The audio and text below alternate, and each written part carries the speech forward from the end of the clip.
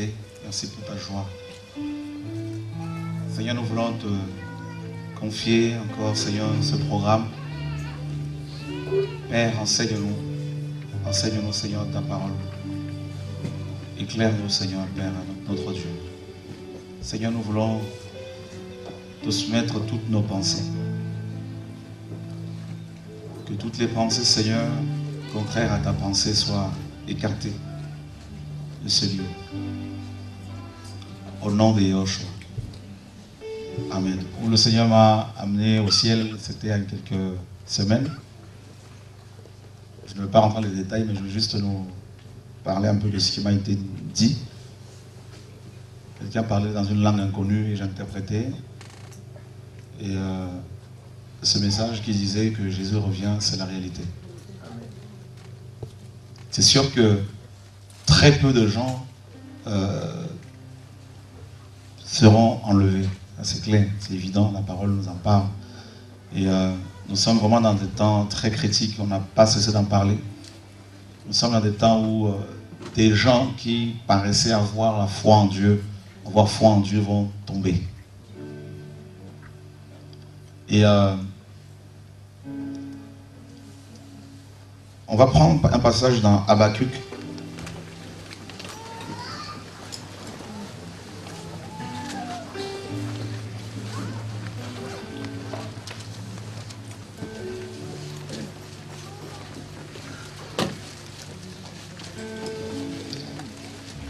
On va étudier un peu ce livre. Très peu de gens, très peu de chrétiens prennent le temps de méditer ce prophète, ce livre prophétique qui pourtant est riche en paroles prophétiques.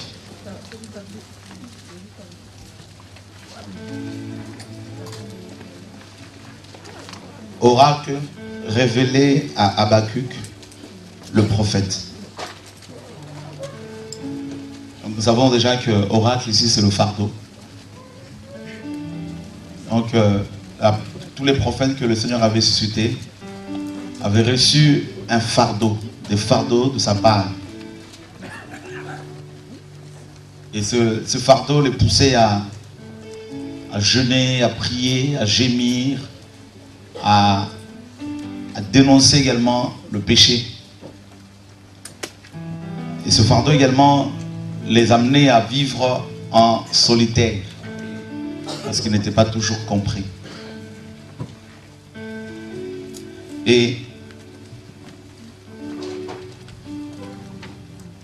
quel a été ce fardeau? Au verset 2, Habakkuk dit: jusqu'à quand? Jusqu'à quand, ô Éternel, j'ai crié et tu n'écoutes pas? C'est fort, hein?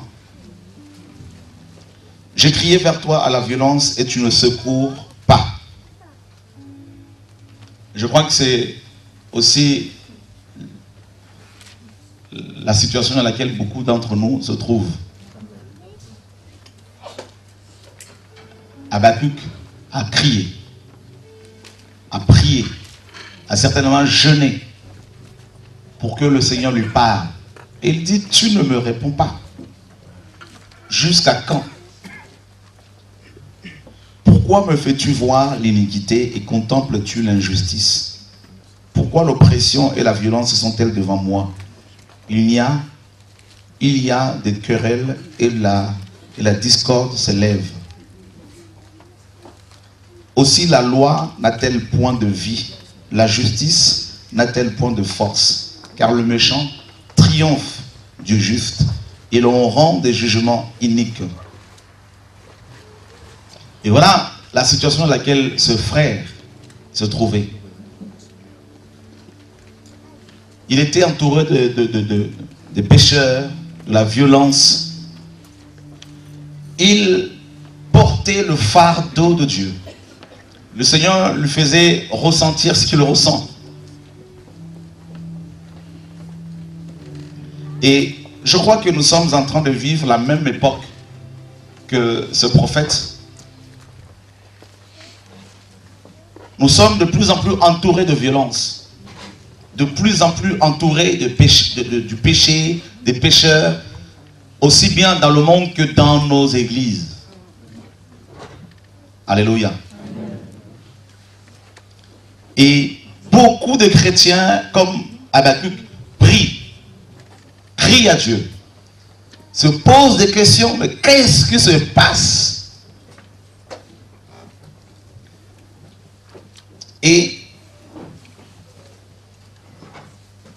le chapitre 2, le verset 1er, le frère Habakkuk nous dit, « J'étais à mon poste et je me tenais sur la tour.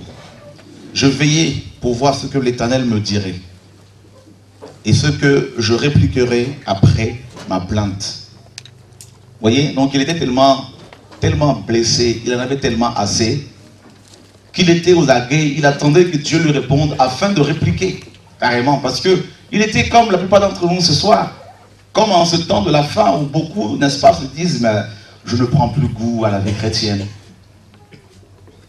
Je suis épuisé, comme fatigué. Alors, l'Éternel m'adressa la parole et il dit, écris la prophétie. Grave-la sur des tables, afin qu'on la lise couramment. Car c'est une prophétie dont le temps est déjà fixé. Elle marche vers son terme et elle ne mentira pas. Si elle tarde, attends-la. Car elle s'accomplira. Elle s'accomplira certainement. Il est question de la parole prophétique.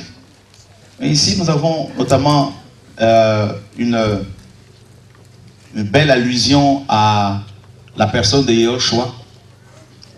Dans Apocalypse 19, 10, il est dit que le témoignage de Jésus est l'esprit de la prophétie. Donc, la plus grande prophétie que le Seigneur a faite aux hommes, c'est justement le retour du Mashiach. Et on dit au prophète ici que si ce retour attend, il faut l'attendre parce que c'est une prophétie dont le temps est déjà fixé. Et si elle tarde, il faut l'attendre. Donc ça veut dire qu'il nous faut de la patience.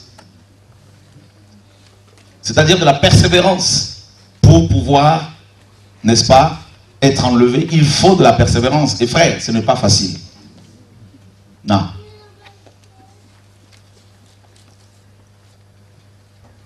Et voici son âme s'est enflée, elle n'est point droite en lui, mais le juste vivra par la foi. Voilà le message un peu de ce soir. Le juste vivra par la foi. Ça veut dire que tu sais qu'une prophétie a été donnée. Tu sais que l'annonce concernant le retour du Mashiach a été faite. Mais tu te rends compte que tu te retrouves dans une situation tellement délicate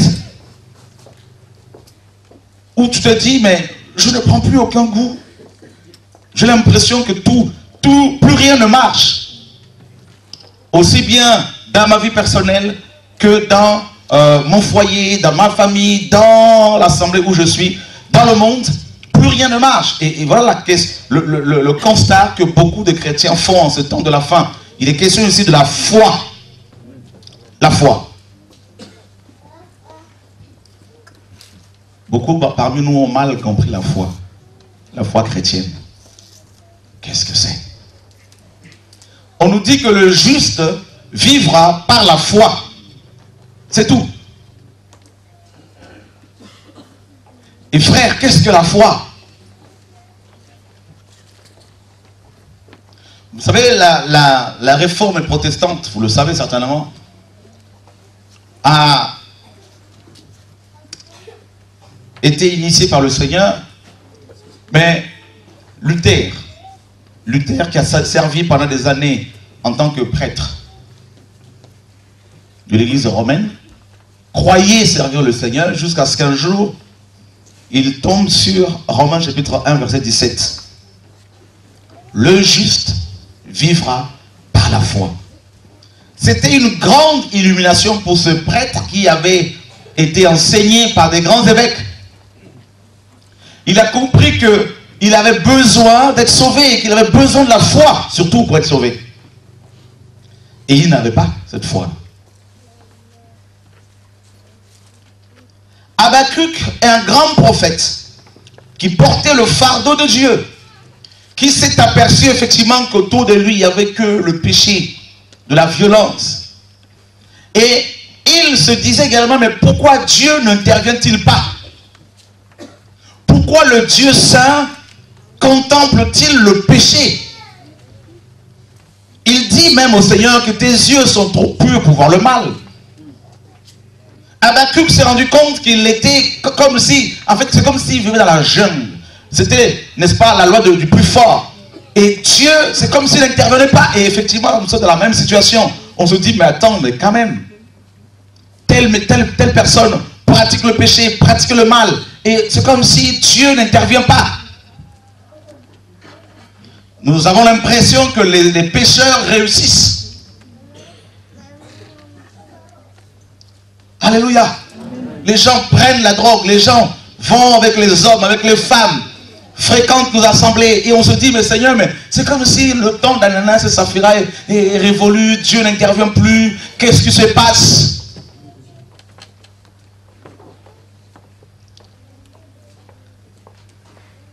Personnellement, je me suis rendu compte que beaucoup de ceux qui se disent chrétiens ne le sont pas.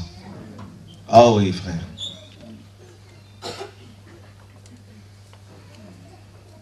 Oh oui. Alors, où est la vraie foi? Mes amis, quand tu parles de l'apostasie, Joël, justement, l'apostasie a un rapport avec la foi. Avons-nous réellement foi en Dieu?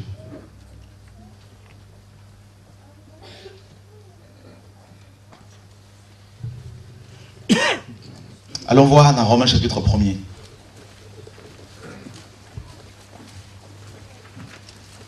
Quelqu'un peut-il nous lire le verset 17? 16 et 17.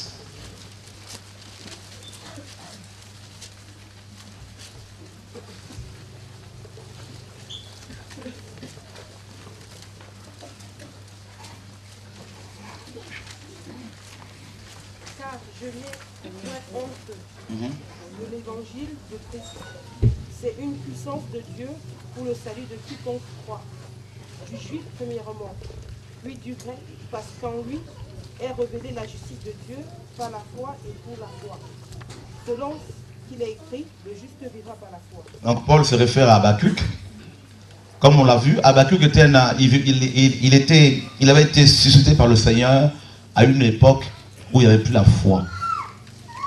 En Israël. Il y avait vraiment du n'importe quoi. Il y avait beaucoup de gens qui étaient corrompus. Et plus personne ne faisait confiance au Seigneur. Et Dieu l'appelle, Dieu lui confie son fardeau. Dieu lui révèle l'état de son cœur, le cœur de Dieu. Et Habakkuk commence à crier, à gémir. Il se dit, mais comment c'est possible? Dieu, n'est-ce pas, se comporte-t-il comme un poisson de la mer? Il voit les gens qui se comportent n'importe comment. Dieu voit comment les rois se comportent n'importe comment. Dieu voit comment les princes manipulent les frères, les hommes. Mais comment Dieu, qui est juste, n'est-ce pas, reste-t-il silencieux? Il a connu une époque, il a vécu une époque où il n'y avait plus la foi véritable.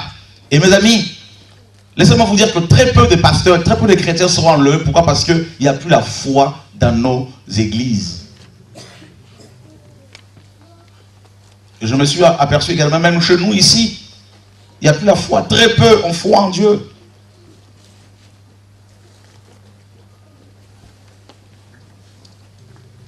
Si nous sommes chrétiens, c'est parce que quelque part nous avons une foi en Dieu. Vous ne pouvez pas croire en Dieu sans foi. Parce que personne ne l'a jamais vu. Alléluia. Mes amis, nous autres là, on n'est pas comme les Pierre, les Jacques. Eux, ils ont une grâce particulière. Ah non. Mais nous autres, c'est vrai qu'on peut avoir quelques visitations, mais frère, il faut le reconnaître. que notre génération a plus que besoin de la foi. Parce que la parole nous dit quoi? Allons voir dans Hébreu. Parce que le combat dans lequel tu es, c'est un combat justement que l'ennemi a initié pour pouvoir détruire ta foi. C'est tout, il n'y a pas autre chose. La chose qui intéresse Satan, ce n'est pas ton corps physique. Oui, il peut s'en servir pour détruire les hommes comme les femmes. Il peut te pousser à te maquiller pour pouvoir séduire. Mais ce qui intéresse davantage l'ennemi, c'est la foi. La foi que tu as. Cette petite foi que tu as en toi. Hébreux chapitre 11. Verset 3. Est-ce que nous pouvons tous le lire à haute voix? 1, 2, 3. C'est par la foi que nous reconnaissons que l'univers a été formé par la parole de Dieu, en sorte que ce qu'on voit n'a pas été fait de choses visibles. Voilà. Bon, vous allez dire aux scientifiques que Dieu, c'est lui qui a créé l'univers, le monde. Ils vont vous dire, ben non, il y a eu un Big Bang.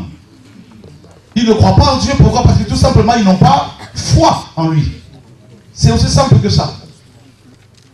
Donc, pour croire que Dieu est l'auteur de l'univers, il faut avoir foi en lui. Et autre chose, nous sommes dans Hébreux chapitre 11, le verset 6, si nous pouvons le lire à haute voix. 1, 2, 3.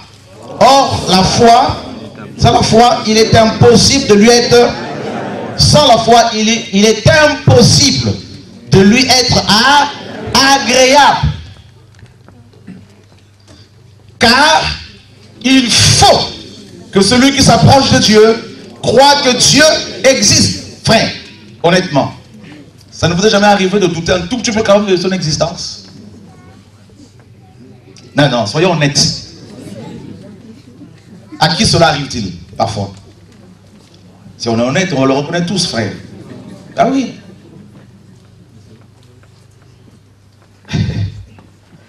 Il ne faut pas qu'on joue trop spirituel. Ça peut arriver à un moment. Tu sais, l'ennemi envoie des pensées de toutes sortes. Écoute, ça fait quand même 10 ans, 5 ans, 3 ans que tu pries. Est-ce que réellement il existe? Qui dit que ce n'est pas Bouddha qui a raison? Vous savez, moi je suis pragmatique. J'aime bien parler terre à terre. Il ne faut pas jouer trop à la pape. Hein, la papauté là. Parce que lui-même aussi là-bas, il n'a pas la foi. Il veut nous faire croire qu'il a foi en Dieu, mais quand il se retrouve seul avec les problèmes, c'est Marie qui l'invoque. Alléluia! Ce soir là, on va faire un examen personnel. Chacun va pouvoir s'examiner par rapport à sa marche, par rapport à sa foi. Tu sauras où tu en es avec ta foi chrétienne. Il faut que celui qui s'approche de Dieu croit qu'il existe. Bon, je veux prier parce qu'on m'a dit qu'il faut prier. Je veux jeûner parce qu'on m'a dit qu'il faut jeûner. Est-ce que réellement Dieu m'entend-il? Est-ce qu'il réellement existe? Est-ce que la vision que j'ai eue, est-ce que ce n'est pas mon imagination? La voix que j'ai entendue quand je dormais, est-ce que ce n'est pas ma tête qui me joue de tours? Ah oui. Bon, ça fait quand même 3 ans que je suis converti, 4 ans, je sers le Seigneur dans le ministère, je suis encore jeune. Est-ce que vraiment tout ce que je fais là, est-ce que ça vaut de la peine? Est-ce que ça vaut la peine que je fasse autant d'efforts?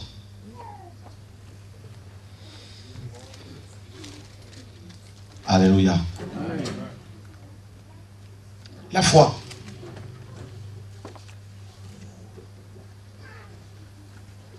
Alors, il faut que celui qui s'approche de Dieu croit qu'il existe et qu'il est quoi? Qu'il est le rémunérateur de ceux qui le cherchent. Ça veut dire quoi, rémunérateur? Qui? Ça veut dire quoi? Tu ne sais pas ce que c'est? C'est lui qui paye. N'est-ce pas? Donc, vous allez voir que beaucoup de chrétiens n'ont pas Dieu comme leur rémunérateur. Non. Parce que si tel est le cas, tu n'allais pas exposer constamment tes problèmes aux hommes, partout.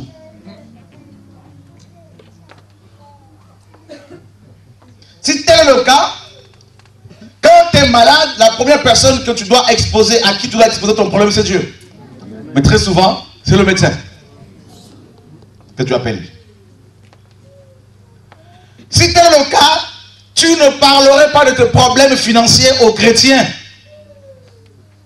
C'est normal, je sers Dieu, il faut qu'on me paye. Non, j'ai un problème de loyer, frère, aidez-moi, tout ça. Mais attends, mais t'as pas foi, je suis désolé. Non, frère, il y a très peu qui ont foi en Dieu. Très peu. Vous savez, je vais vous montrer les caractéristiques d'une personne qui n'a pas foi en Dieu.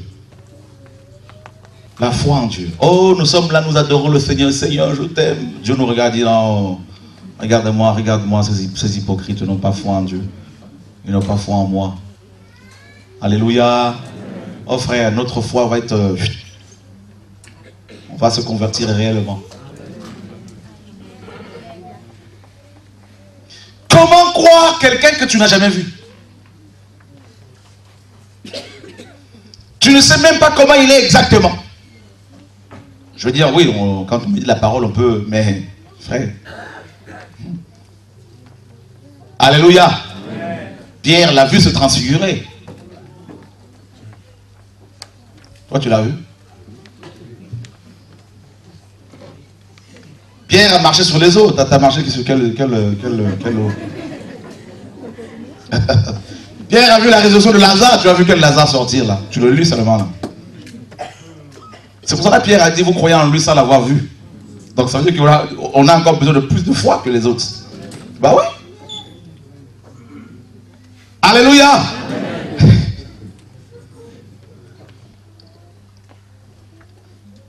Le combat que tu livres là, c'est pas contre ton frère. C'est par rapport à ta propre foi. Il faut que tu la gardes comme un œuf. Parce que c'est fragile. Jusqu'à ta mort. Paul dit quoi? J'ai combattu le bon combat. J'ai gardé la foi. Et j'ai achevé la course. J'ai gardé là. Il n'a pas dit que Pierre a gardé ma foi. Non. C'est moi qui ai gardé ma foi. Frère, dis à ton voisin, tu dois garder ta foi. C'est pas ton mari qui doit la garder. C'est pas comme si tu la prends, tu la mets dans un coffre, puis tu dis, chérie, s'il te plaît, garde-moi la clé de ma foi. Non. C'est toi tout seul, toute seule. Chaque jour, tu dois garder ta foi. Donc, ça veut dire que tant que tu n'es pas encore décédé, tu ne vas pas te réjouir. Hein? Même si tu as 80 ans, ça ne veut pas dire que ça y est, tu as réussi. Parce que c'est le jour où tu vas partir, là, c'est là que tu pourras dire, ouh, là, je pars avec ma foi.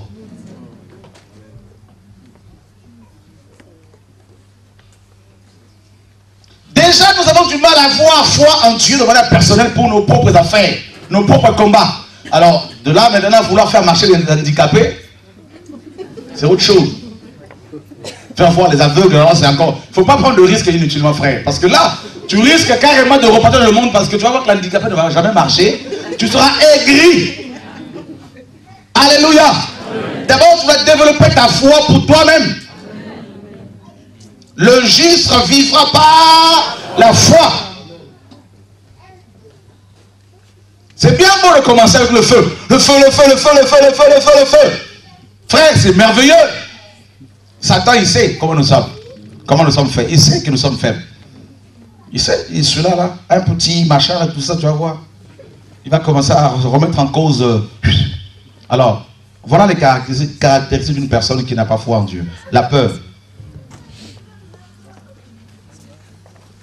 La peur. Le Seigneur dit dans Luc chapitre 18, lorsque le Fils de l'homme reviendra, trouvera-t-il la foi? Non. Non, et en fait, il voulait dire que quand je vais revenir, il n'y aura plus la foi. Attends, c'est pas dans le monde, hein, c'est dans les églises, hein, frère. Il n'y aura plus la foi. Donc, la première chose que l'on constate dans la vie d'une personne qui n'a pas foi en Dieu ou qui n'a plus foi en Dieu, c'est la peur. La peur, la peur.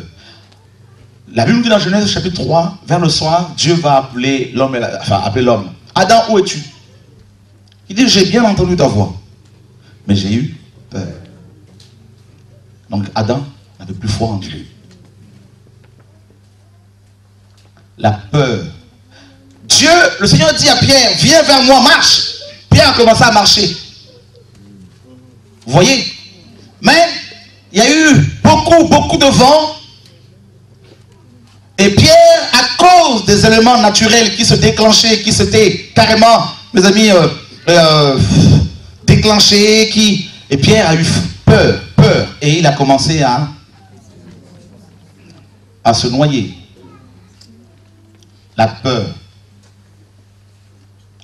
Pourquoi as-tu peur?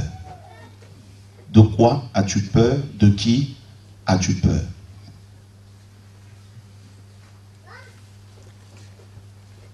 Nous sommes des êtres sentimentaux. Nous avons beaucoup de sentiments. Voilà pourquoi le Seigneur dans Matthieu 6 disait, ne vous inquiétez pas du lendemain. Voyez? Parce que la peur paralyse. La peur t'empêche de prier. La peur t'enlève la paix. Donc tu as du mal à prier, tu as du mal à jeûner, tu as du mal à te concentrer parce que tu as peur.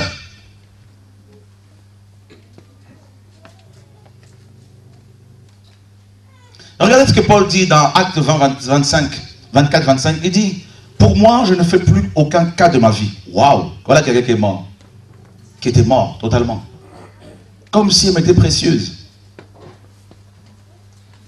Dieu vous mettra dans des situations inconfortables de temps à autre pour tester votre foi.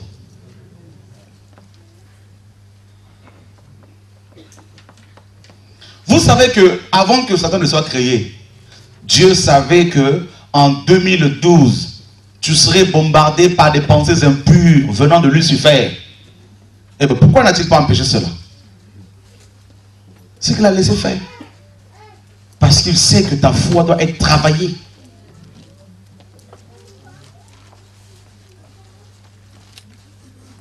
Oh non, mais si mon mari n'est plus là, comment vais-je faire pour vivre? Si ma femme n'est plus là, comment vais-je faire pour vivre? Mais si telle personne n'est plus là, comment vais-je faire pour pouvoir marcher? Vous voyez, nous avons tellement de questions qui restent sans réponse.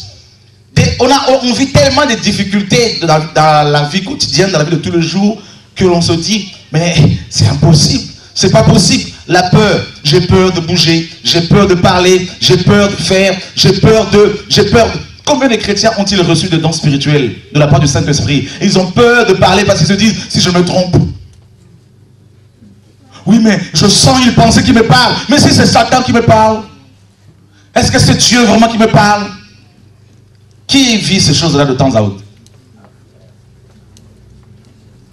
Alléluia! La peur. Oui, mais on me dit que je dois prêcher la parole. Mais quand je regarde la foule, oulala, comment vais-je faire? Qui vit cela?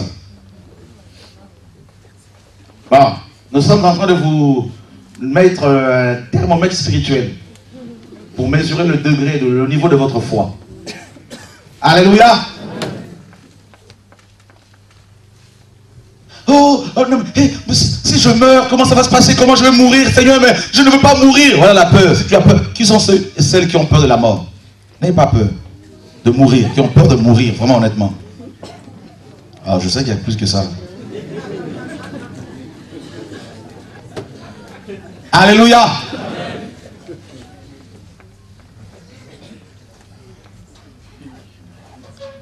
Qui sont ceux et celles qui ont souvent peur?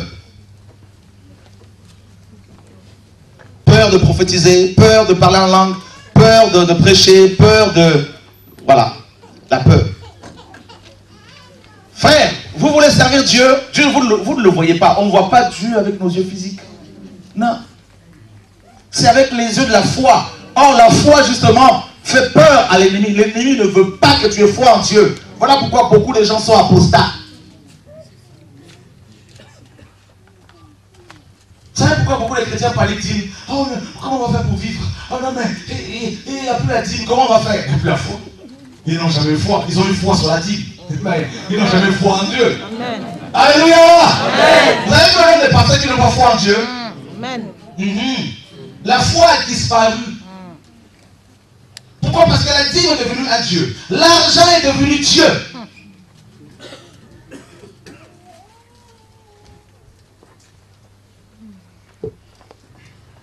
Quand tu as un problème, la première personne que tu appelles, c'est qui? Tu as la réponse. Pour savoir si tu as foi ou pas. Quand tu te retrouves face à une difficulté, comment tu réagis tout de suite? Dans le feu de l'action. Est-ce que tu prends ton téléphone pour appeler ton père, ta mère, ton fils, ta fille, ton mari, ta femme? Ou est-ce que tu vas fléchir d'abord le genou devant le Seigneur et lui exposer dans la paix la situation? Ou est-ce que c'est la panique? La peur engendre la panique, les inquiétudes.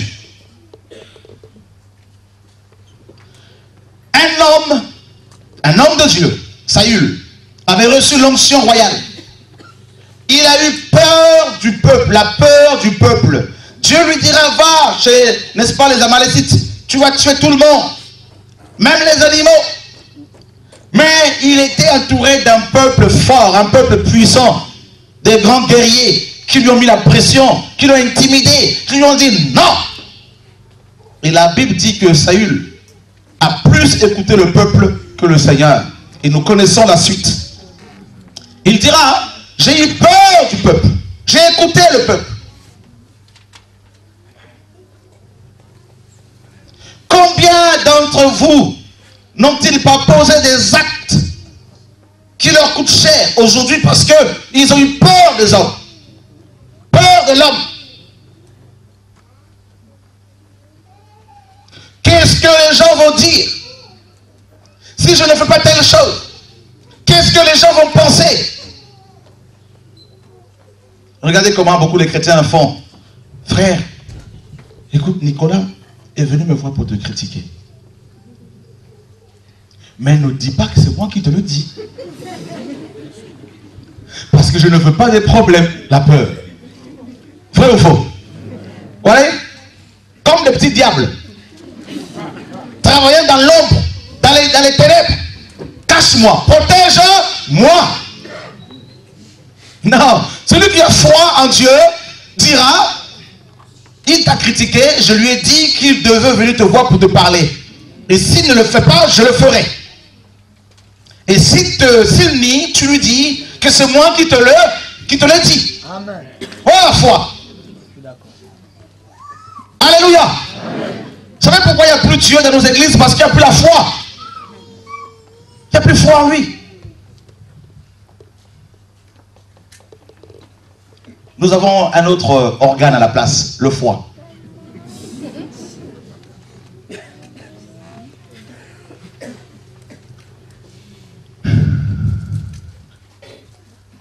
Alléluia. Oh Seigneur, aide-nous. Si la prophétie tarde, il faut l'attendre. Donc il y a d'abord la peur. Autre chose, le doute. Le doute. Oh, le doute. Est-ce que le songe que j'ai eu, est-ce que c'est vraiment Dieu qui me l'a donné? Non, je ne crois pas que c'est Dieu qui me l'a donné. Alors, comme je ne suis pas convaincu, alors que Dieu t'a bel et bien prévenu, averti dans ton sommeil. Je parle, c'est juste un exemple, mais je suis convaincu que je parle à quelqu'un. Dieu t'a bel et bien montré que telle personne n'est pas correcte. Mais Satan vient par la suite en penser te dire, non, ça c'est ta chair. Le doute. Alléluia. Et tu te dis, oh non, ça c'est ma chair, ça c'est certainement Lucifer, alors je vais quand même y aller. Tac. Tu tombes dans le piège. Et là, tu n'as plus que tes yeux pour pleurer. Oh Seigneur, s'il te plaît, oh Seigneur. Combien de chrétiens ne tombent-ils pas dans le piège de Satan parce qu'ils ont des doutes sur ce que Dieu leur dit?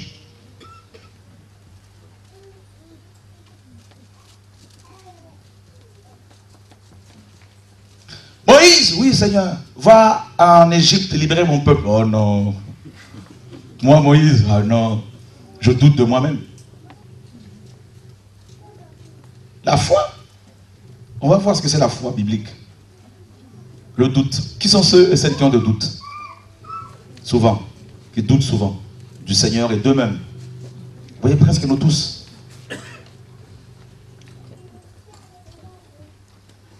Dans le passé, le Seigneur pouvait me donner des songes sur les uns et les autres. Je doutais. Et je vous assure, je me suis souvent fait avoir comme ça. Dieu te parle de telle personne. Tu dis non, ça c'est ma chair. Tu parles en langue, tu pries au nom de Yahushua, je chasse Satan. Doute.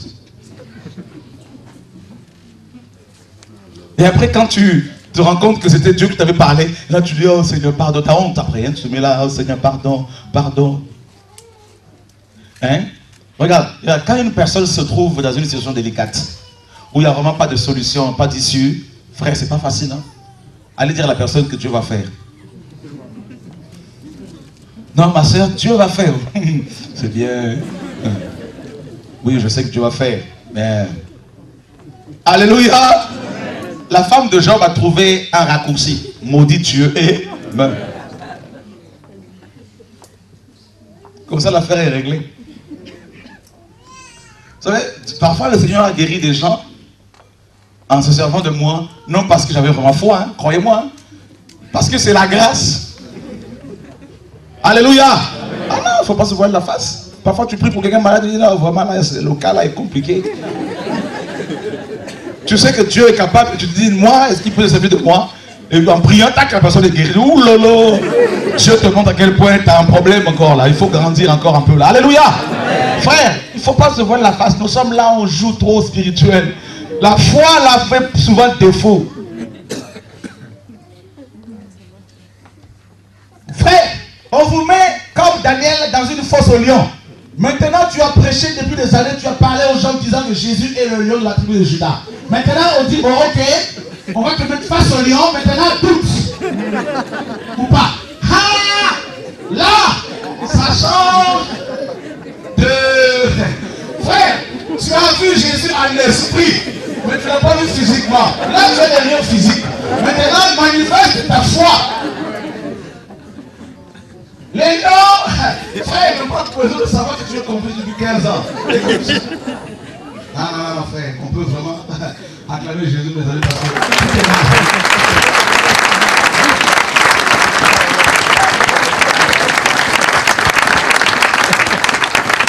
Alléluia!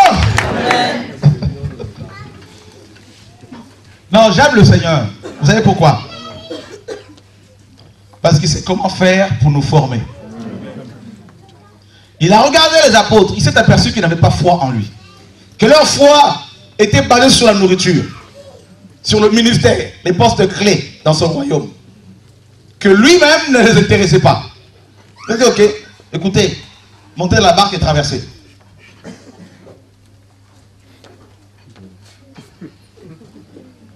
Allons voir ça. Oh, on va crier ce soir là, oh Seigneur, j'ai foi en toi, oh Seigneur, j'ai foi en toi. C'est bien, Dieu aime ces prières là.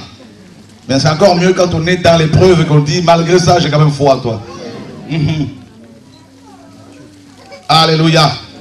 Merveilleux Seigneur. Dieu est magnifique. Nous sommes dans Marc.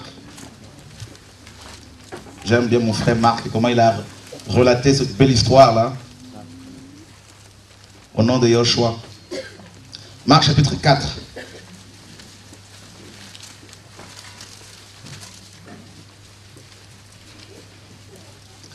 Alors, la foi c'est quoi? Donc on a vu que nous sommes en train de parler de la foi. Le thème c'est le juste vivra par la foi. Habakkuk 2, 4 et Romains 1, 17. Le juste vivra par la foi. Donc la foi te permet de vivre, n'est-ce pas? De vivre la vie chrétienne en fait. La foi te permet de vivre aussi bien la vie spirituelle que la vie de tous les jours. Toi en tant que chrétien. Donc la foi est vraiment cet élément indispensable pour ta marche chrétienne, pour ta vie terrestre et pour ta vie après, bien sûr, le monde. Donc la vie de l'autre côté. Maintenant, la foi aussi te permet de passer de l'autre côté à chaque fois. Comme ici. C'est-à-dire que Dieu nous fait traverser des situations, des fleuves, des mers, des océans spirituels, n'est-ce pas? Il nous fait passer des niveaux, du niveau A au niveau B à chaque fois. Et pour traverser ces niveaux-là, il faut justement la foi. Ce même jour, verset 35 de Marc 4, sur le soir, Jésus leur dit, passons sur l'autre bord. Après avoir envoyé la foule, ils la menèrent dans la barque où il se trouvait. Il y avait aussi d'autres barques avec lui. Il se leva un grand tourbillon et les flots se jetaient dans la barque, au point qu'elle se remplissait déjà. Et lui, il dormait à la poupe, sur le coussin. Ils le réveillèrent et lui dirent, maître, ne t'inquiètes-tu pas de ce que nous périssons, hein, nous périssons. S'étant réveillé, il menaça le vent et dit à la mer, silence, tais-toi. Et le vent cessa et il y eut un grand calme. Puis il leur dit, pourquoi avez-vous si peur? Comment n'avez-vous point de foi? Frère, Jésus a choisi des hommes qui n'avaient pas foi. Non. Ça veut dire que tu n'es pas là ce soir parce qu'il t'a sauvé, non parce que tu as eu foi. Hein. Il t'a sauvé parce qu'il est Dieu. D'accord? D'abord, il faut le savoir. Hein. Il t'a sauvé avant que le monde ne soit créé. Donc, et même ta foi là, c'est lui qui en est l'auteur. On verra cela. Donc, on n'a rien à se glorifier. On n'a vraiment pas à se glorifier de quoi que ce soit. Et on nous dit que verset 41, ils furent saisis d'une grande frayeur et ils se dirent les uns aux autres, quel est donc celui-ci à qui obéissent même le vent et la mer?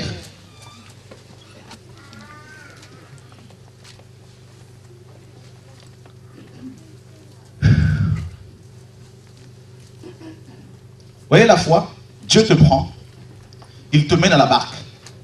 Cette barque peut représenter ta maladie, ton employeur. Cette barque peut représenter la femme que tu veux épouser, l'homme que tu veux épouser. N'importe quelle situation dans laquelle tu te trouves, c'est une barque. Et Dieu, vous avez l'impression que Dieu dort, comme Habakkuk. Mais il est là, mais je ne comprends pas. Je parle en langue, je prophétise, je jeûne, je confesse la parole, je recite la parole comme un perroquet matin, midi, soir. Je me lève à minuit jusqu'à 3 heures pour prier. Mais quand je me couche, alors c'est quelles attaques que je subis là à chaque fois. C'est pas possible, j'en peux plus. Vous croyez que Dieu, n'est-ce pas, on peut le fléchir parce qu'on pleure?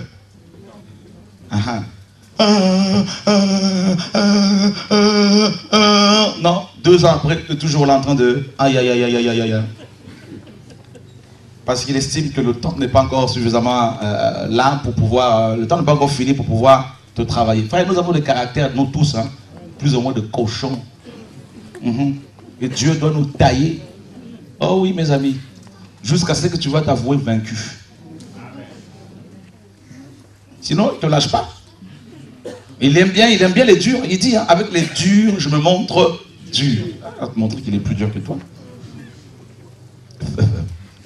Et tu peux lui sortir tout ce que tu veux. Tu peux même lui faire du chantage. Il aime ça. Seigneur, si tu ne me guéris pas, je ne peux plus te servir. Donc tu vas mourir, tu vas aller en enfer. Pas de problème.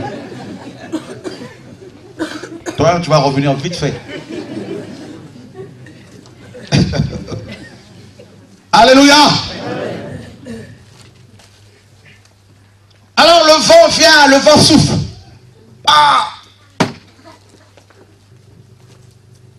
Là, on nous dit qu'il y avait de l'eau à l'intérieur de la barque. Tu vas aller où?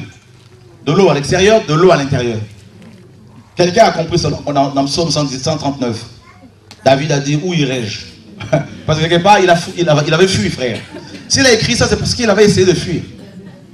Il se dit, si je prends l'avion, je monte là-haut, turbulence. Je descends là, compliqué. Si je creuse en dessous là, l'enfer est là-bas. Donc, je n'ai pas le choix que de manifester, de vivre par la foi. Alléluia. Amen. Je vais vous dire une chose, vous avez commis une grave erreur que de venir au Seigneur.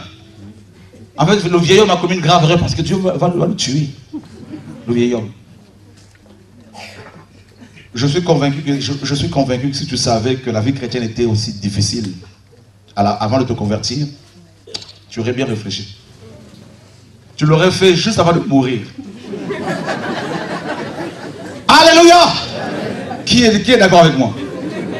Bah oui, frère. Et je suis convaincu également que si tu savais le jour de ton départ,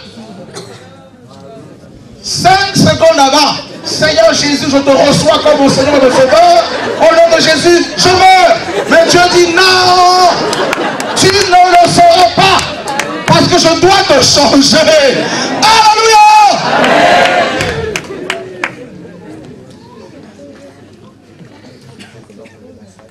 Et tu dois travailler d'abord pour moi. C'est ça le Seigneur notre. Il nous aime beaucoup, frère. Alors la foi, on en parle, c'est pas facile, frère. Pierre a souffert avec Jésus. Pierre, la foi. On est le doute là. Ils avaient peur, ils avaient le doute. On meurt, ne t'inquiète. Tu crois que Dieu ne s'inquiète pas par rapport à ta situation? Non, Dieu ne s'inquiète pas. C'est toi qui t'inquiètes. Non, Dieu ne s'inquiète pas, jamais. C'est toi. Alors parce qu'on s'inquiète, on va trouver des solutions, des raccourcis, hein, comme Abraham. Bon, comme ça ne vient pas, alors allons vers Agar. Oh, Agar, non, il y a un problème là-bas. Trop tard.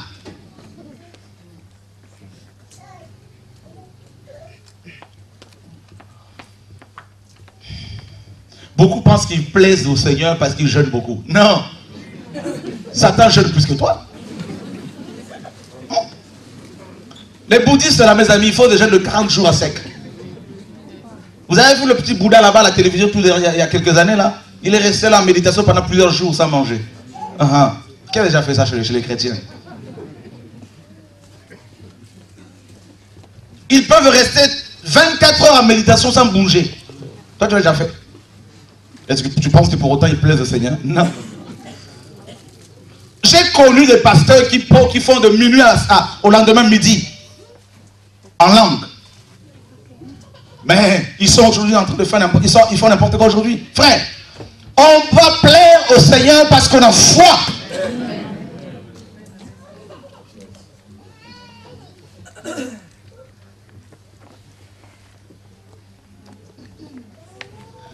Lazare tombe malade. Jésus dit, les apôtres le pressent. Seigneur, allons le guérir, allons le guérir. Il dit non, restez encore ici 2 jours. On nous dit que celui qui l'aimait était malade.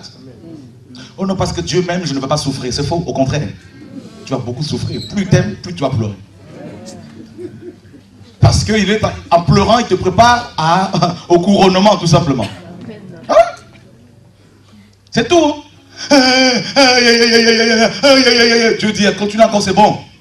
1 couronne, 2 couronnes, 3 couronnes, 4, 5, 6. Continue, c'est bien. Frère, il dit, reste encore ici 2 jours supplémentaires, mais Seigneur, quand même. Et puis, quelqu'un d'autre arrive, pour dire, c'est pas la peine de... Il est mort. Et c'est là que le Seigneur dit, allons-y, partons. Attends. Allez suivre un monsieur comme ça. Il va à contre-vent. Il va à contre-courant. Hein? Et puis bon, ben, les apôtres disent, allons mourir aussi avec lui, c'est pas grave. Comme il est suicidaire, allons mourir avec lui. Éteignez vos portables, s'il vous plaît. Ils arrivent là-bas. Marthe, d'abord, dis au Seigneur, si tu avais été ici, mon frère ne serait pas mort. Marie aussi qui arrive et qui dit, toi, Seigneur, si tu avais été ici, il ne serait pas mort. La foi. Frère, on va voir la foi, hein, si on l'a vraiment ou pas. Et le Seigneur a pleuré. Vous savez pourquoi? Il a pleuré non parce qu'il n'était pas capable de le ressusciter, parce qu'il a vu l'incrédulité. Ça fait pleurer le Seigneur. L'incrédulité des gens qui se disaient le connaître. Marie même dira, Seigneur, ou Marthe, ils sentent déjà, c'est pas la peine. Comment quelqu'un qui est déjà complètement pourri peut-il être complètement libéré, guéri, restauré? Frère, si tu n'as pas foi en Dieu.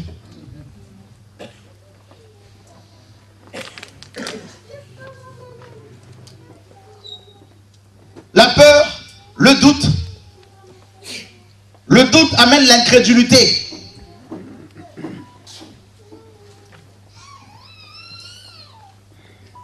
J'ai vu des chrétiens tomber dans l'incrédulité. Alors qu'à la base, au commencement, à la naissance nouvelle, lorsqu'ils sont convertis, ils étaient pleins de feu. Mais à cause des combats, à cause des déceptions, à cause des difficultés liées à la vie chrétienne, ils sont devenus incrédules.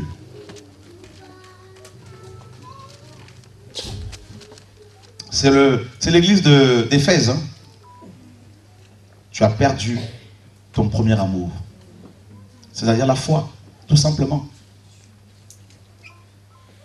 Frère, je vais vous dire une chose. Ne croyez pas. Vous savez, plus Dieu t'élève, plus ton combat sera grand. Et ce combat-là aura un rapport avec ta foi. C'est tout. Hein? C'est pour cela que les grands hommes de Dieu, les grandes femmes de Dieu, frères, il y en a qui sont devenus homosexuels, lesbiennes. Vous allez vous dire, mais comment cela est-il possible? Il y en a qui sont devenus tellement, frères, cupides. On se dit, mais attends, quand même, non, mais c'est pas possible, dites-moi ça. Dites-moi que c'est un nouveau converti, mais pas tel pasteur, quand même. Frère, la foi. Ils ont eu des attaques par rapport à la foi. Vous savez, le Seigneur dit, si vous ne vous convertissez pas, si vous ne devenez pas comme des petits enfants, vous n'entrez pas dans le royaume de Dieu. Pourquoi le Seigneur parle-t-il des enfants? Parce que les enfants croient bêtement. Mais plus on a la connaissance de la parole, plus on va être attaqué et plus on va être amené à raisonner.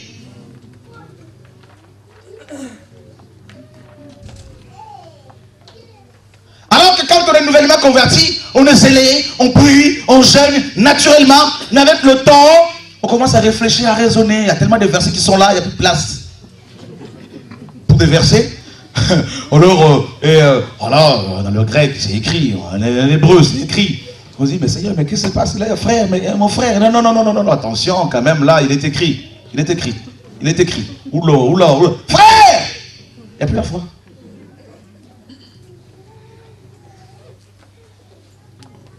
Quand je disais aux frères et sœurs, comment vous pouvez avoir des partenaires financiers, vous qui êtes appelés par le Seigneur, hein?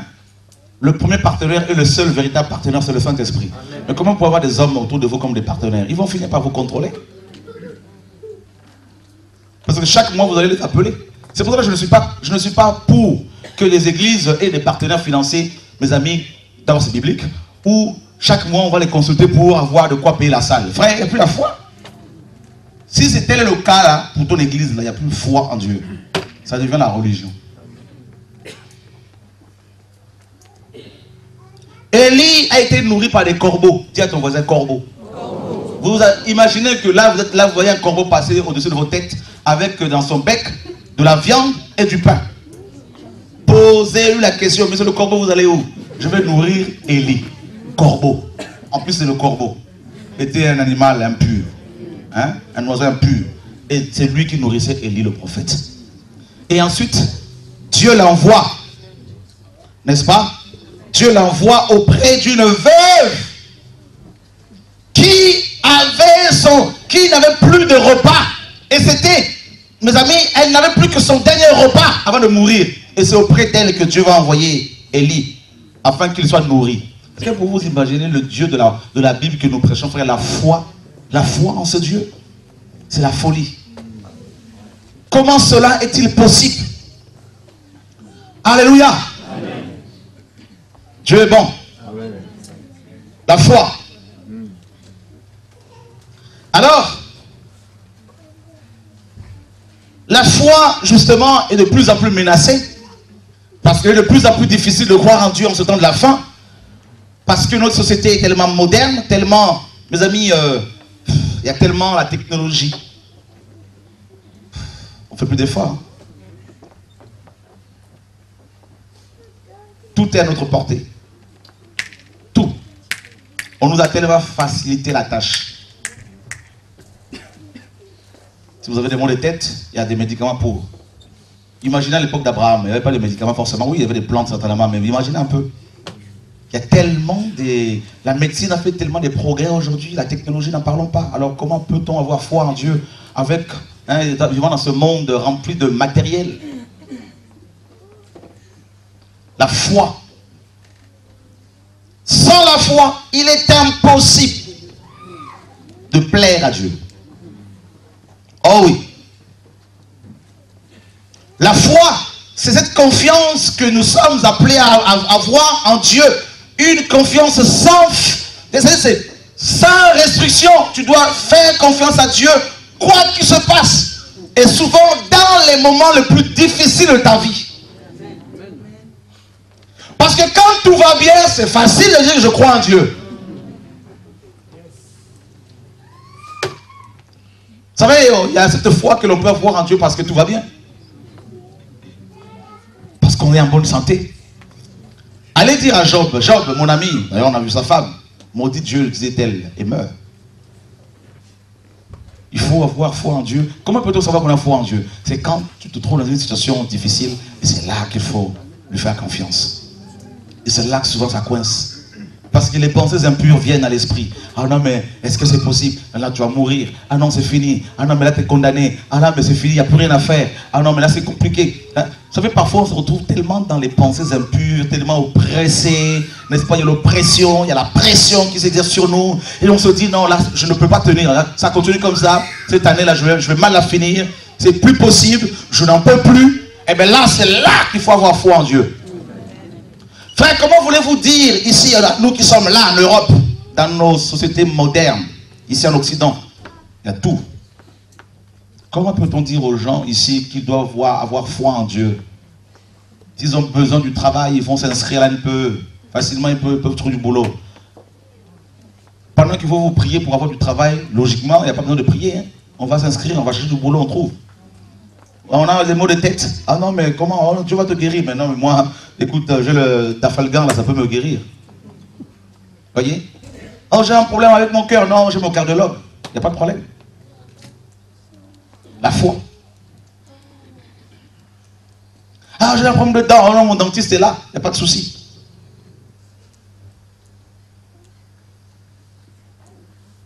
La foi.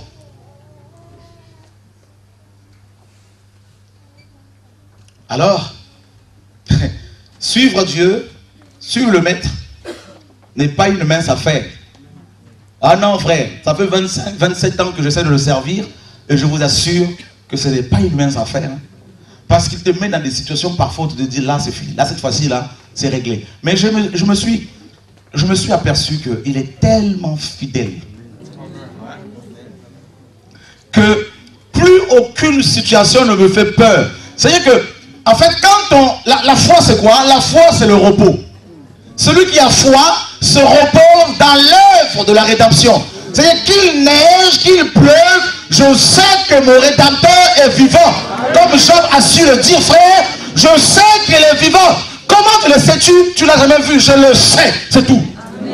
La foi ne s'explique pas. La foi se démontre. La foi que nous avons ailleurs soi est une foi active, frère. Montre-moi ta foi par les œuvres. La foi.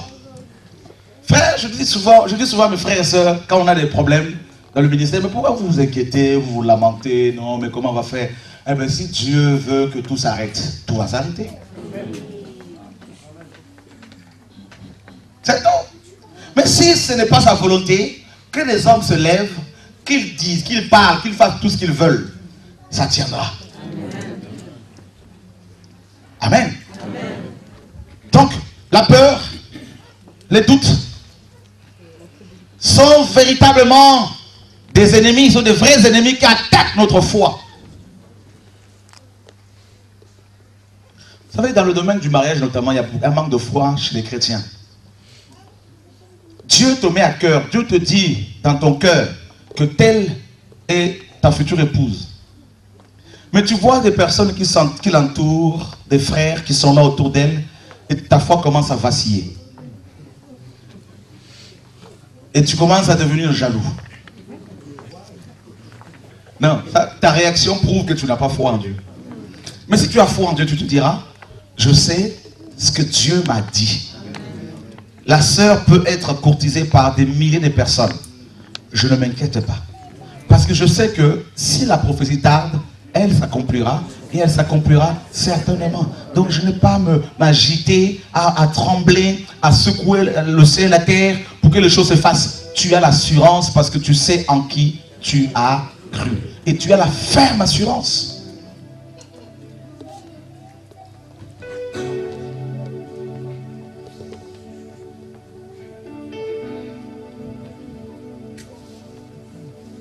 La foi a disparu pratiquement. Nous pouvons avoir tellement de béquilles, des personnes sur lesquelles on s'appuie, mais ces personnes ne sont pas éternelles. Oh, j'ai tellement fait confiance à mon père, mais il est mort. Oh, je fais confiance à ma femme, mais elle est partie. Vous savez, beaucoup de gens ont eu foi dans l'homme. Écoute, demain, je vais t'acheter un véhicule, sans faute. Alléluia, gloire à Dieu. Mais le soir, la personne fait un accident et décède. Ta promesse est partie avec. Donc, ta foi également enterrée. Ah.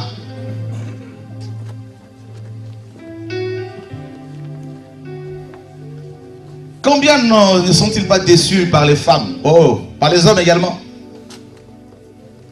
Tu as aimé une femme et tu t'aperçois qu'en fait, tu n'es pas la seule personne qu'elle aime. Ah, mon cœur a pris un coup. Ah non, je suis déçu. Pourtant, je lui ai fait confiance. Ah non, j'ai cru à cet homme. J'ai fait confiance à cet homme, mais ce n'est pas possible. Il ne peut pas me faire ça, il ne pouvait pas me faire cela. Oui, il l'a fait. Sur qui? En qui places-tu ta foi? Alléluia. Amen. Or, la foi est une ferme assurance. Donc la foi, c'est l'assurance.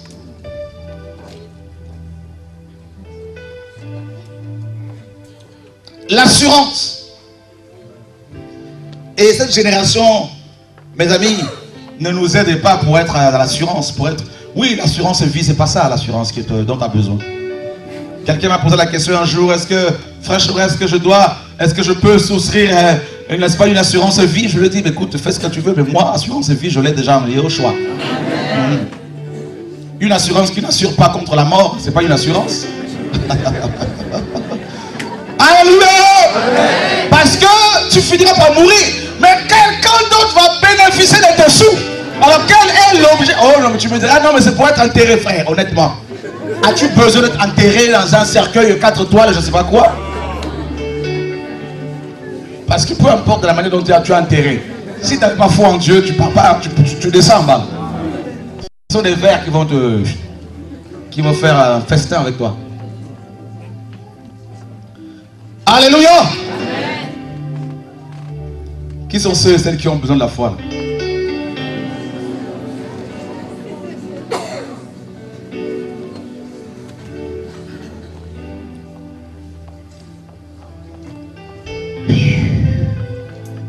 L'assurance. Écoute, l'apôtre Pierre se trouve dans un bateau. Il est dans ce navire allant à Rome. Il y a eu beaucoup de vent. Il était enchaîné, prisonnier. Voilà ce prisonnier qui se mit à encourager les hommes et les femmes libres. Alors disant, n'ayez pas peur, aucun ne mourra ici. Alors qu'il était lié, logiquement c'est lui qui devait s'inquiéter parce qu'il ne pouvait pas nager. Alléluia. Mais il a dit, frère, le Dieu que je sais, oh, quelquefois, a envoyé son ange pour me rassurer. Et il m'a rassuré. Aucun ne mourra.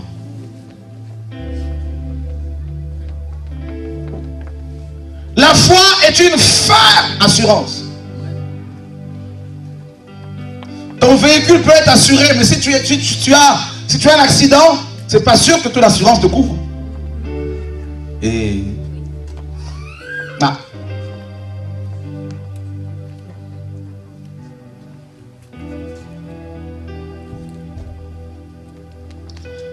Combien d'histoires n'avons-nous pas entendues où des couples avaient souscrit des contrats d'assurance de vie et puis l'homme se dit, ah, au bout de 2 ans, maintenant il y a assez d'argent, je dois m'organiser pour achever mon épouse, n'est-ce pas?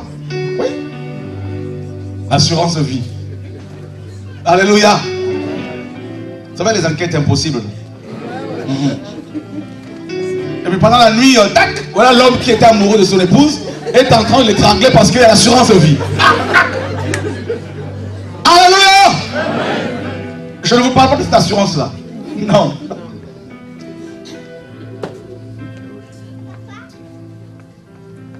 L'argent peut diviser les couples. L'assurance en Dieu Frère, il y a 2 mois et demi, j'étais à Bruxelles. C'était vrai, je me marquais. 2 femmes handicapées étaient là. Il y en a qui étaient là avec moi. J'entends la voix de Dieu qui me dit, va, prie pour elle, je vais les guérir. Mes amis, vous savez, il y avait au moins 400 personnes qui étaient là, qui t'ont regardé, qui t'ont entendu dire que Jésus est Seigneur, que Jésus est Dieu. Alors il faut que ces femmes soient guéries. C'était là, chaque au nom de Jésus, ces jambes-là. Et les gens te regardent. C'est-à-dire à la première, lève-toi. Elle s'est levée. Elle s'est mise à marcher.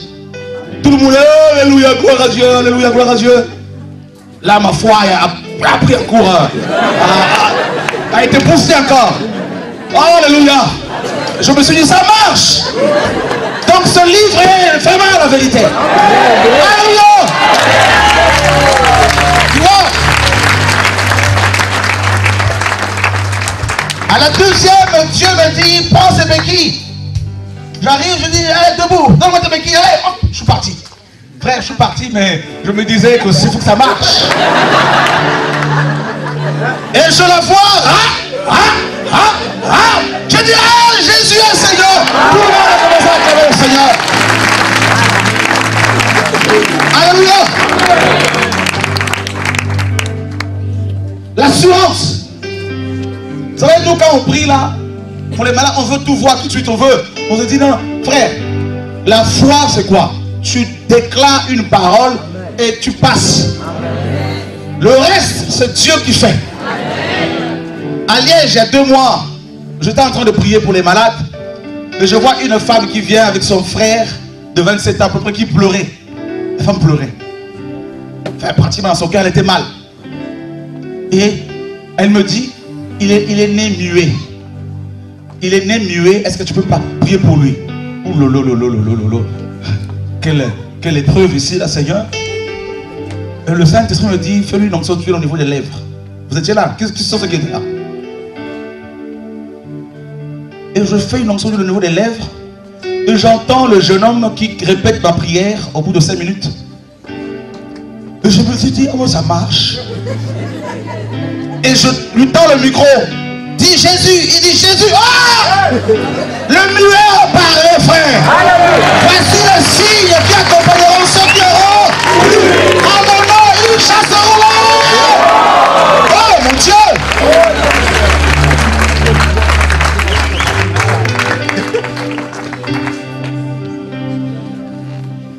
J'étais là, je dis non, on me dit frère, avant la réunion, on était avec lui, il est né muet. Un muet de 27 ans, né muet, il a commencé à parler comme si mes amis, il a toujours parlé. Je dis non, c'est pas, il y a un problème. Un monsieur qui vient, qui dit non, moi, quand tu es venu en décembre, le 10 décembre à Bruxelles, tu as dit, je suis venu te voir pour te dire que j'ai le diabète. Tu m'as dit, comme tu as rendez-vous le 13 avec ton médecin, il n'y aura plus le diabète, on va te renvoyer, on va arrêter le traitement, tout va rentrer en l'ordre. Le monsieur est venu avec son passeport. C'est là que j'ai appris que les diabètes ont des passeports. Il est venu avec son passeport, avec tous les médicaments. Il dit, je suis allé voir mon médecin le 13, effectivement. Le médecin m'a examiné, il m'a renvoyé, il m'a donné tout, il m'a tout donné. Il a dit, il a fini, il n'y a plus rien, je ne comprends rien. Frère, avec Dieu, on ne comprend jamais rien. La foi est une ferme assurance. Alléluia! Il n'y a pas que l'assurance. Maintenant, il faut la démonstration. Oh my God. Cette génération a besoin de voir Dieu à l'œuvre. Frère, au nom de Yeshua, je suis convaincu que tu vivras des choses que tu n'as jamais vécues encore. Donc, si tu es en train de pleurer en ce moment, c'est Dieu, alors que tu crains Dieu, c'est Dieu qui le permet. Toutes les situations difficiles par lesquelles tu es passé, c'est Dieu qui les a permises. Parce qu'il est en train de te préparer pour ce puissant réveil, frère, qui va secouer son peuple en vue de son retour glorieux, frère. Yeshua est en train de revenir. La foi. Alors, la foi est d'abord une expérience. Une expérience que tu vis avec Dieu d'abord dans le quotidien, dans les coulisses, comme David. David a d'abord terrassé le lion, l'ours, dans le secret, avant de confronter Goliath.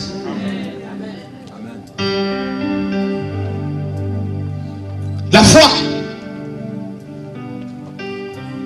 Frère, si tu as foi en Dieu, tu ne vas plus t'arrêter sur les critiques, parce que tu sais qu'on ne peut critiquer que la personne qui a foi en Dieu. Donc, si les gens te critiquent, c'est une bonne semence, c'est une bonne chose. Cela prouve que Dieu marche avec toi. Tu dois rester dans l'assurance, parce que tu sais que, frère, celui qui a foi en Dieu ne peut pas être perturbé.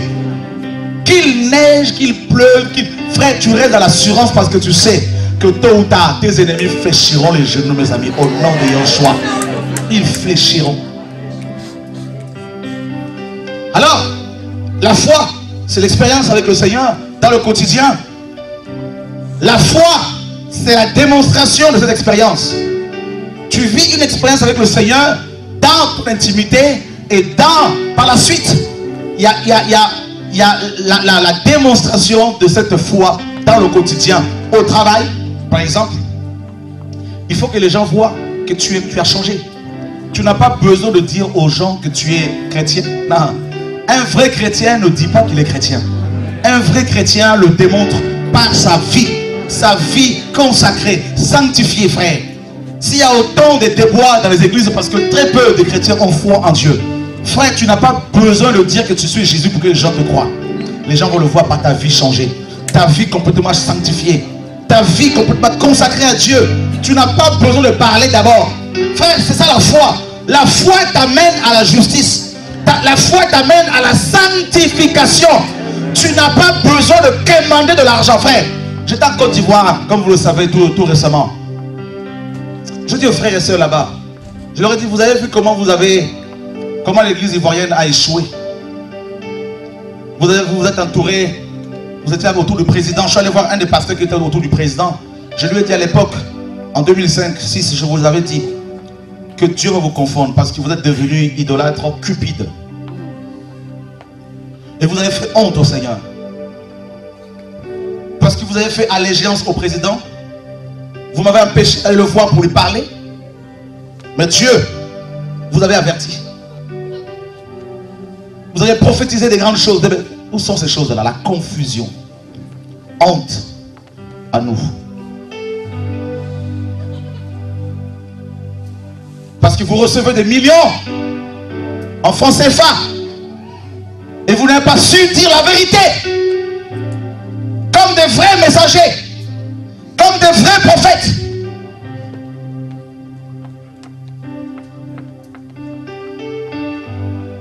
Je suis allé voir le président d'une radio, de la radio chrétienne là-bas.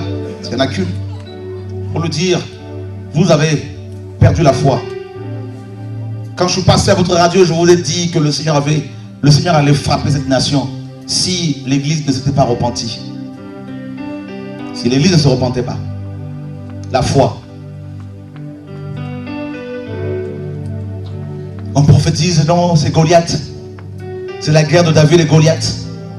La confusion. Où est la foi?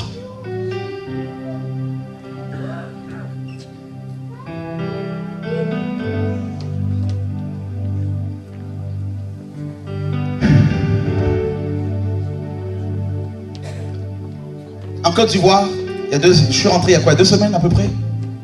Pendant l'enseignement, comme ce soir, il y avait un monsieur qui était là, un drogué cet homme était drogué pendant plus de 20 ans. Sa vue avait été affectée. Il fallait carrément le tenir, parce qu'il ne voyait pratiquement plus. Pendant l'enseignement, j'entends quelqu'un crier, je vois, je vois, je vois. Personne ne l'a touché. Il a été totalement guéri. Totalement guéri. La foi, frère, c'est quoi?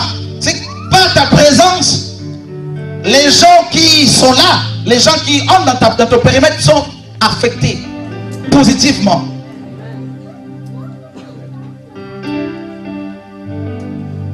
Une démonstration de celles qu'on ne voit pas.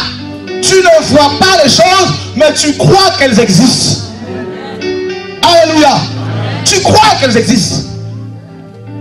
Il Il y a ce jeune qui est parmi nous, ici. Un jour, je vous l'ai déjà donné ce témoignage, ça m'encourage beaucoup, ce type de témoignage. Il vient me voir au bureau ici, il me dit, frère, j'ai le sida. Je suis jeune étudiant, condamné par la médecine. Est-ce que tu peux prier pour moi? Je lui dis, je vais prier pour toi au nom de Yahushua. Mon Dieu n'a pas changé. Je lui ai fait une onction au nom de Yahushua. Il est parti. Je lui ai dit, va faire des examens. Alors il avait peur. Une semaine après, je l'appelle, il dit alors, il me dit non, j'ai peur, tout ça. Je lui dis, mais attends, quand même, tu as foi ou quoi? Vas-y. Il est allé faire 2 examens dans 2 laboratoires différents. Entre-temps, je suis parti en mission en Afrique. Sur le retour, j'étais encore à l'aéroport, je consulte la messagerie. J'entends quelqu'un qui crie. Ah! Oh! Alléluia! Et je l'ai reçu après, il m'appelle, je dis viens. Il me dit, voilà les résultats. Le sida a disparu. Frère,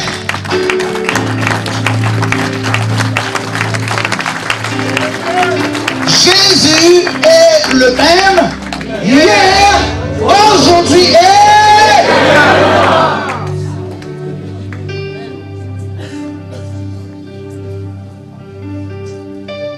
Vous savez, vous pouvez parler aux gens de ce livre comme des grands discoureurs. C'est bien. Mais tout le monde ne va pas forcément vous croire. Avec Jésus, c'est quand les gens sont coincés. C'est quand les gens sont coincés que c'est là qu'ils se rendent compte qu'il y a quelqu'un d'autre. Parce que la foi, c'est en lui. Frère, cette femme qui veut me voir, qui dit, non, prie pour moi parce que j'ai plus de reins. Ça fait 3 mois que je ne suis pas allé uriner. Alors il fallait prier pour elle. Dieu est grand, frère. Non. Alors, tu es là, en ce moment tu pleures, parce que tu ne comprends pas ce qui t'arrive. Tu ne comprends pas pourquoi la foudre te tombe sur la tête. Tu ne comprends pas, tu as l'impression que tout le monde est contre toi. Mais c'est une grâce qu'elle te voit, c'est une grâce.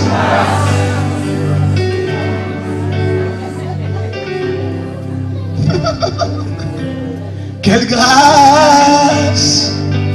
Oh, quelle grâce!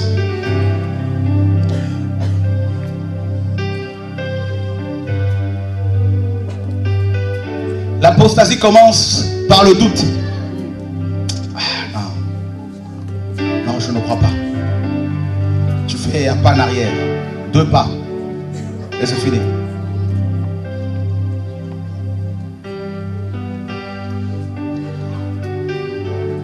La foi vient des promesses de nos parents. La foi vient de quelqu'un qui est déjà mort. Non. La foi vient de Chora, ton frère. De ton mari. Oh chérie, vraiment. Oh je t'aime. Oh j'ai foi en toi chérie. La foi vient de ce qu'on entend. Et ce qu'on entend vient de nos politiques, de leurs meetings, de leurs programmes.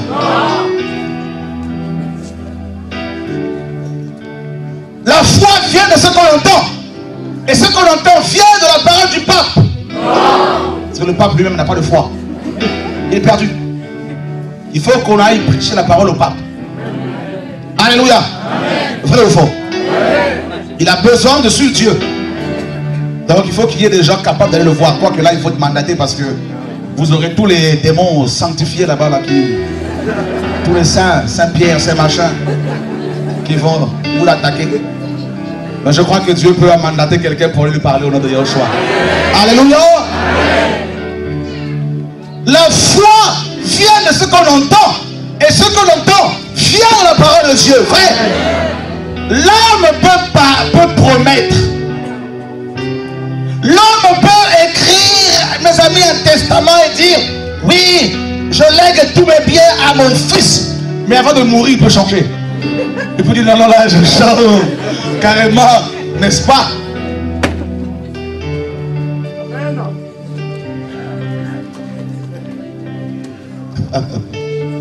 Mais quand Dieu promet,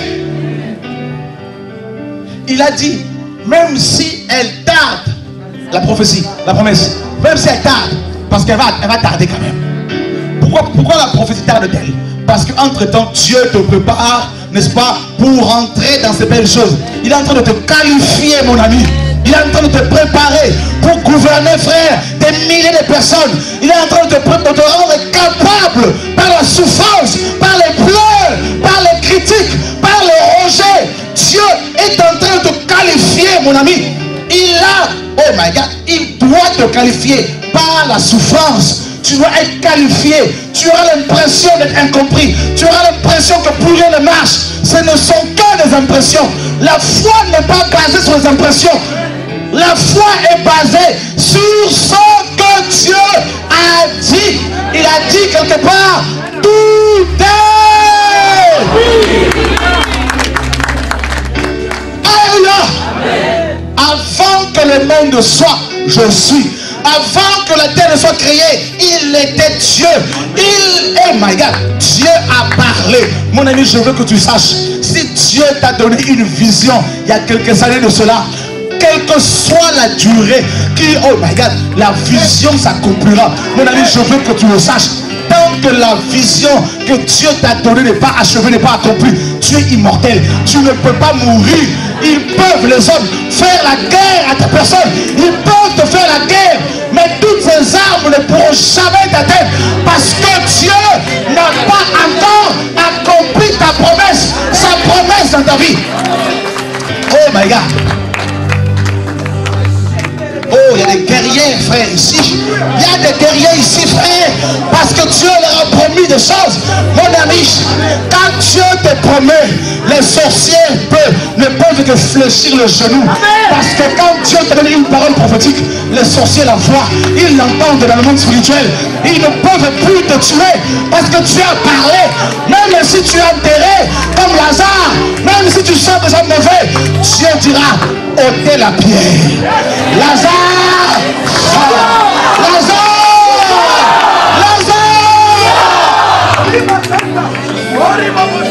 My God, il est là ce soir pour toi.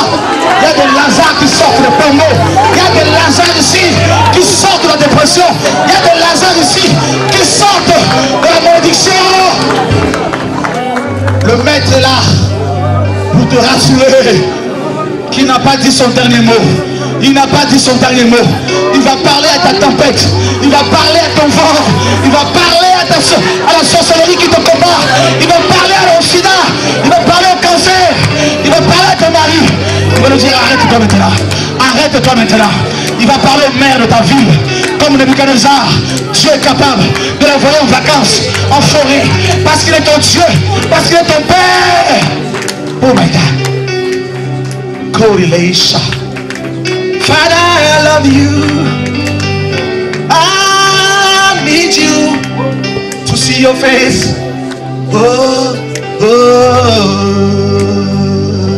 to see your face. Lord, love your beauty. Oh,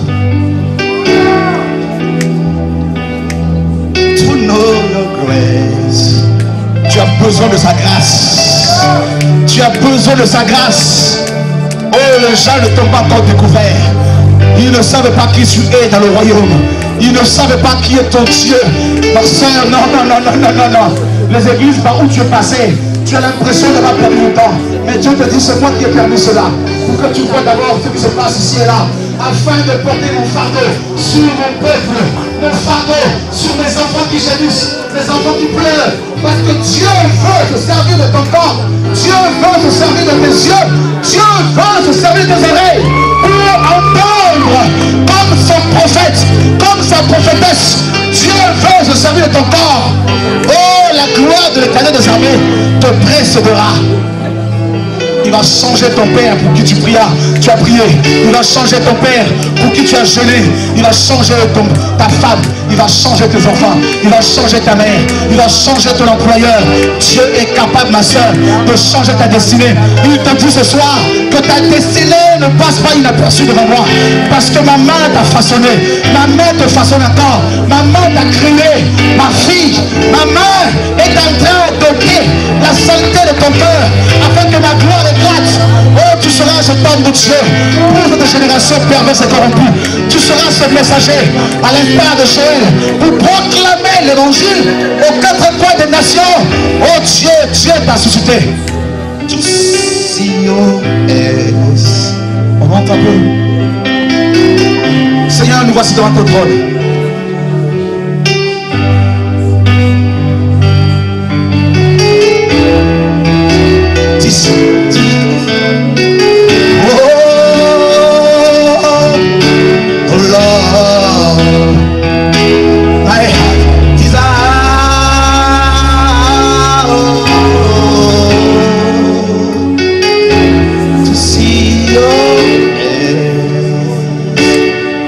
Seigneur,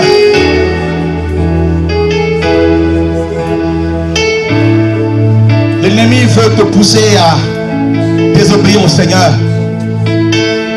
Mais tu n'es pas celui ou celle qui laisse, qui baisse facilement les bras. Non, non, non, non, non, non. Jamais, jamais de la vie. Ce n'est pas ta manière d'agir. Ce n'est pas ta manière d'opérer, mon frère, ma soeur. Tu n'es pas n'importe qui. Tu aurais pu lâcher il y a quelques années, mais tu ne l'as pas fait. Parce qu'au fond de toi, tu sais que le Seigneur a beaucoup fait. Et il fera encore davantage. Il fera encore. Pour tes enfants, il fera encore. Il sait combien tu le lui as présenté. Combien tu as consacré tes enfants. Nos frères, son royaume. Et Dieu agira, Dieu agira, Dieu agira dans ta vie. Dieu agira. Dieu agira. Oh Lord. To see your face, to know your grace.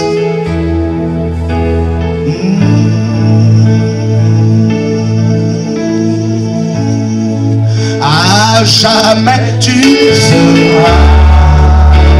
À jamais tu seras l'agneau sur le trône, l'agneau sur le trône. Je fléchis les genoux, je fléchis les genoux pour t'adorer toi seul. À jamais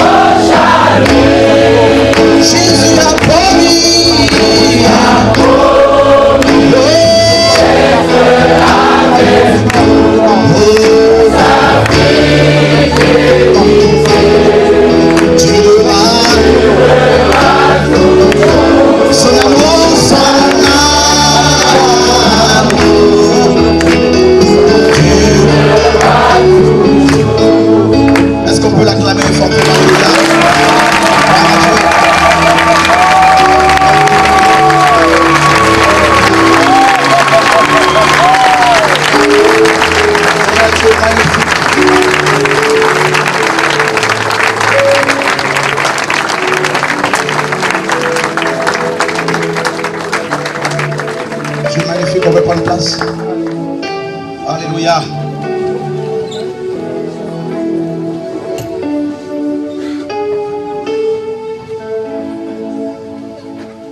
Vous savez qu'on est vraiment à la fin de temps. L'Antichrist est déjà là pratiquement.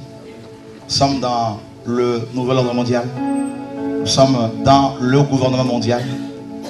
Il y a une pression qui s'exerce, qui est exercée sur les chrétiens, sur ceux et celles qui ont foi en Yahushua, de plus en plus. Et cette pression est, n'est-ce pas, permise par le Dieu souverain, dans le seul but de nous sanctifier, de nous préparer, n'est-ce pas, en vue de l'enlèvement. Et c'est la foi qui est éprouvée. Le Seigneur a dit, n'est-ce pas, aux apôtres, notamment à Pierre, Satan vous a réclamé pour vous cribler comme du froment. Mais j'ai prié pour toi afin que ta foi à toi ne défaille point. Le criblage est très biblique. Dieu doit nous éprouver.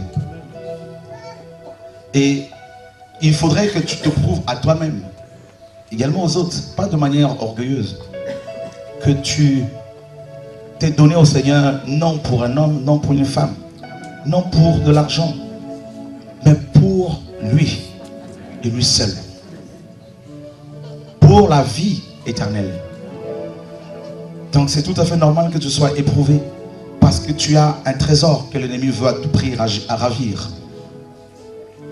Et je dis souvent, frères et sœurs, à ceux et celles qui sont abattus, si vous restez dans cet état d'esprit et que vous mourrez, où irez-vous? Et surtout si le Seigneur revient, qu'allez-vous lui dire? Seigneur, j'ai eu peur, j'ai enterré ton talent, j'ai eu peur de ce que les autres vont penser. Chacun de nous a une mission à accomplir. Chacun de nous, tel que tu es là, que personne ne te minimise, tu as une œuvre à faire dans le royaume du Père. Et l'œuvre que tu es amené à faire est une œuvre excellente. Peut-être qu'il y en a, c'est avec la parole prophétique. D'autres, c'est la guérison. D'autres, c'est simplement en annonçant la parole à leur entourage. Ne vous posez pas la question, mais où les gens vont y aller? Parler, partager. Le Seigneur s'occupera du reste. Hein? Le reste, c'est pas à nous. Faites le travail du Seigneur. Que votre foi ce soir soit boostée au nom de Yahushua. Que vous soyez ces hommes et ces femmes qui, il y a des années, n'est-ce pas, quand vous êtes les mêmes personnes qui étaient converties il y a quelques années, là, quand vous étiez plein de feu. Au nom de Yahushua. Ça peut arriver dans la marche chrétienne de trébucher. Ça peut arriver d'être blessé. Mais il ne faut pas rester sur place. Non, non, non, non, non. J'aimerais vraiment que cette semaine soit une semaine de foi. Une semaine où tu dois te dire, Seigneur, j'ai compris que quel que soit ce qui se passe autour de moi, quelles que soient les épreuves, je dois me focaliser sur toi. Parce que c'est toi qui suscite la foi. Et la conduit, la mène à la perfection. Au nom de Yahushua. Et c'est normal que les gens te criblent. Parce que Dieu permet cela pour voir connaître tes motivations. Quelle est ta motivation?